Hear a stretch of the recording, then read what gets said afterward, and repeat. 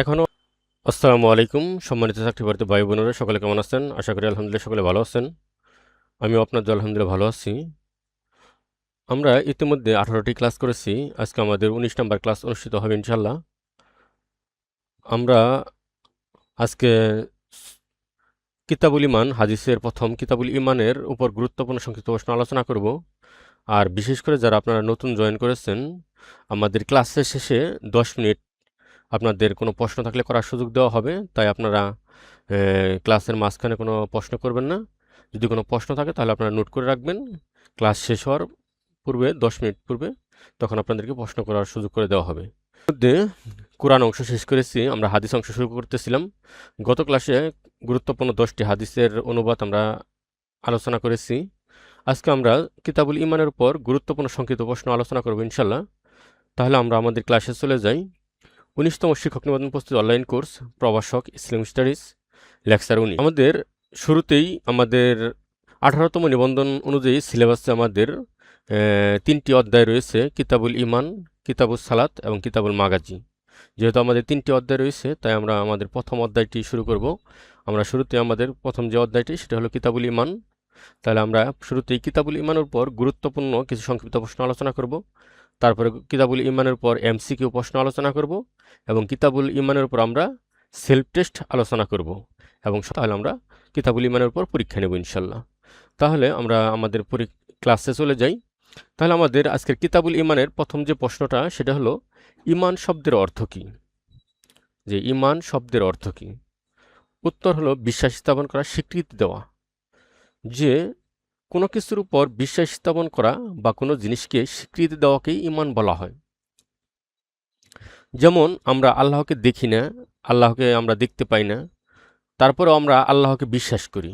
এই যে আল্লাহকে না দেখে যে আমরা বিশ্বাস করি যে আমাদের একজন সৃষ্টিকর্তা রয়েছেন, আমাদের একজন রিজিকর্তা রয়েছেন, আমাদের একজন পালনকর্তা রয়েছেন, এই যে আমরা না দেখে তার প্রতি যে একটা বিশ্বাস, এটাই ইমান আমাদের। তাহলে 1 নম্বর প্রশ্ন ছিল ইমান শব্দের অর্থ কী? শাব্দিক অর্থ হলো বিশ্বাস স্থাপন করা, স্বীকৃতি দেওয়া।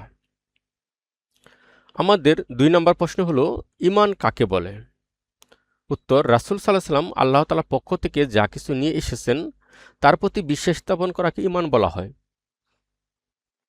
সাইয়্যিদুল মুরসালিন খাতামুন নবী, আমাদের শেষ নবী হযরত মুহাম্মদ সাল্লাল্লাহু আলাইহি ওয়াসাল্লাম আল্লাহ তাআলার পক্ষ থেকে যা কিছু নিয়ে এসেছেন, যেমন আল্লাহ তাআলার পক্ষ থেকে কোরআন নিয়ে এসেছেন এবং বিভিন্ন সময় ইসলামের হুকুম হাকামগুলো নিয়ে এসেছেন, বা আল্লাহর আদেশ হয়ে আমাদেরকে বর্ণনা করেছেন, বা আমাদেরকে পরিচালনা করার জন্য বা রাষ্ট্র পরিচালনা করার জন্য বিভিন্ন বিধান পরিচালনা করেছেন। এক কথায় আল্লাহ তাআলার পক্ষ থেকে যা কিছু নিয়ে এসেছেন, মূলত এখানে সকল বিধিবিধানকে বোঝানো হয়েছে বা শরীয়তের বিধিবিধানকে বোঝানো হয়েছে, বা আল্লাহর হুকুম আহকাম বা আল্লাহর আদেশ নিষেধকে বোঝানো হয়েছে। আল্লাহ তাআলা যে সকল হুকুম আহকাম রাসূল সাল্লাল্লাহু আলাইহি ওয়াসাল্লামের মাধ্যমে তার উম্মতের উপর দিয়েছেন, সেই হুকুম আহকামের প্রতি বিশ্বাস স্থাপন করা।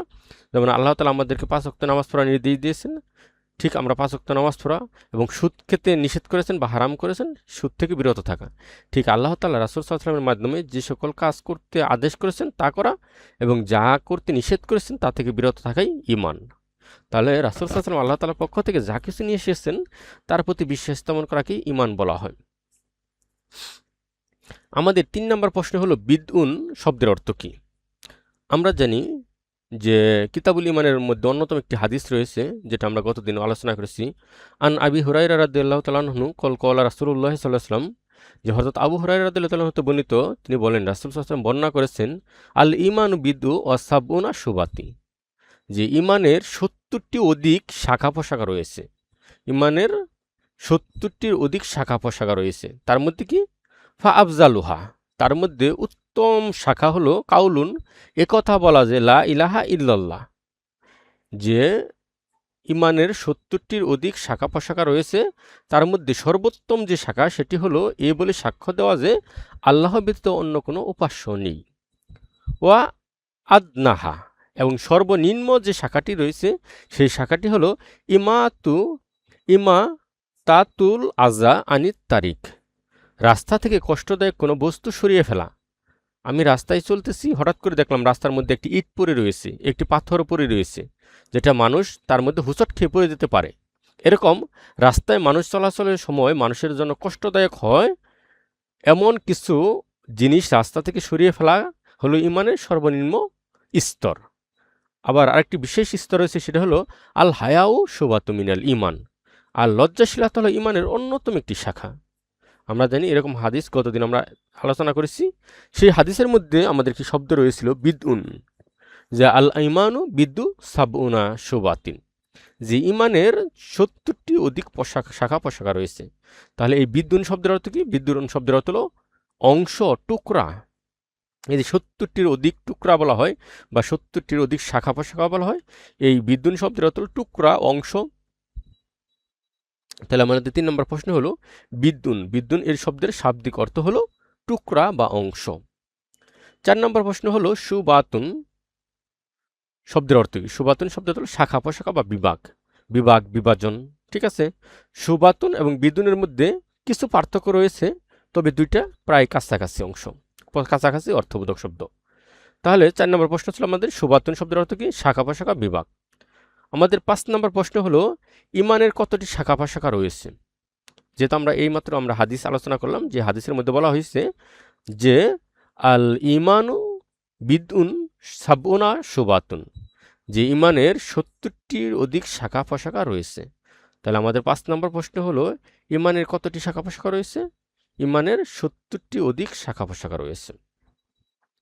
আমাদের 6 নম্বর প্রশ্ন হলো যে ইমানের সর্বোচ্চ শাখা কোনটি? ইমানের সর্বোচ্চ শাখা কোনটি?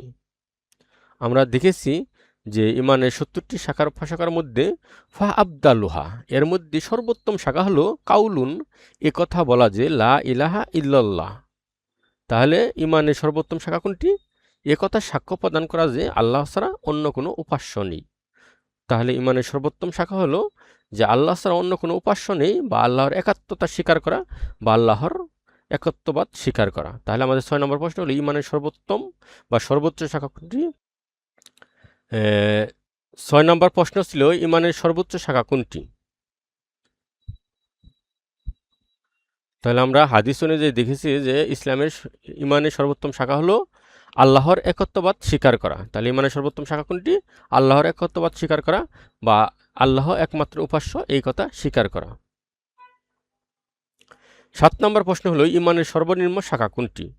আমরা দেখেছি যে ওয়া আদ নাহা ইমাতাতু আজা আনিত তারিক, যে রাস্তা থেকে কষ্টদায়ক বস্তু সরিয়ে ফেলা হলো ইমানের সর্বনিম্ন শাখা। তাহলে ইমানের সর্বনিম্ন শাখা কোনটি? রাস্তা থেকে কষ্টদায়ক বস্তু সরিয়ে ফেলা। তাহলে আমাদের 7 নম্বর প্রশ্ন হলো যে ইমানের সর্বনিম্ন শাখা কোনটি?